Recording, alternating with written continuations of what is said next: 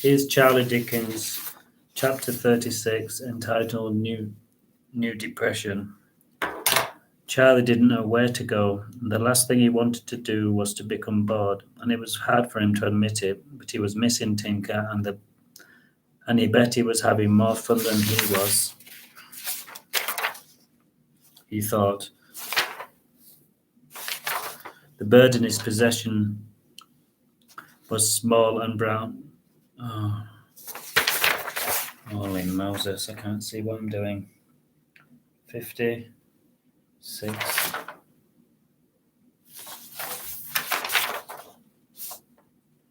57. Then again, he consoled with the fact that he had rescued and saved a bird, and he knew how this would impress anyone at school if it was safe to tell them. Charlie decided to look round the shops. It would give him something to do and also help him dry off his sagging clothes. He found himself in a department store, and he marveled at all of the goods on display. He walked past perfume after perfume, and the scent made him a little lightheaded. And then he went up the escalator, looking left and right, in case he missed something. Unfortunately, he saw something, or someone, whom he didn't expect to see. It was Bob.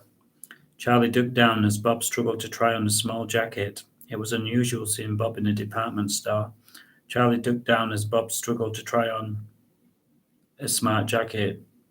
It was strange seeing Bob dressed so well, even if it was a tad too small.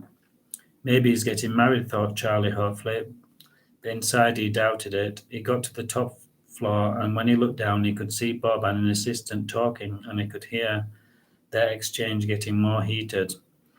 Trust Bob to begin a quarrel in a department store, thought Charlie, half amused and not a bit surprised.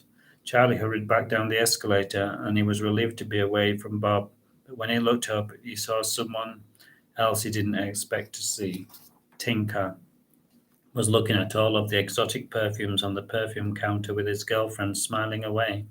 It was as if they were in their own world, their own perfumed bubble, he thought.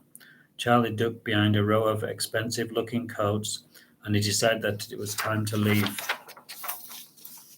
He walked quickly out of the store, looking as if he had something to hide, and he shuddered when the security guard gave him a long, serious stare. As soon as he got outside, he almost regretted it.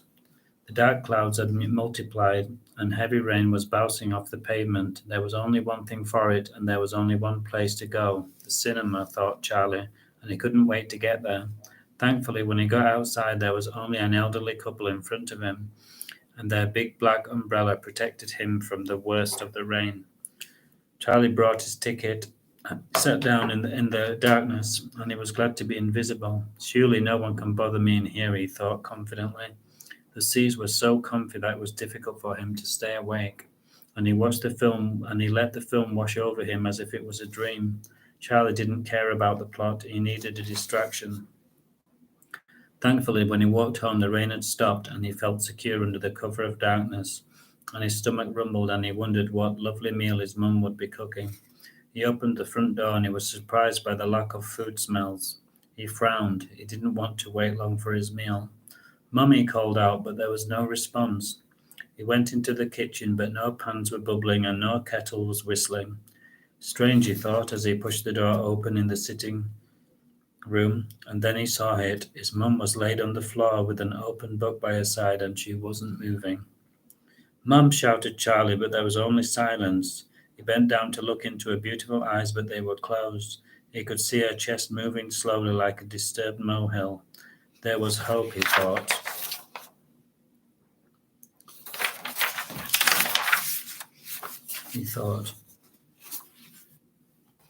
Next chapter coming up soon.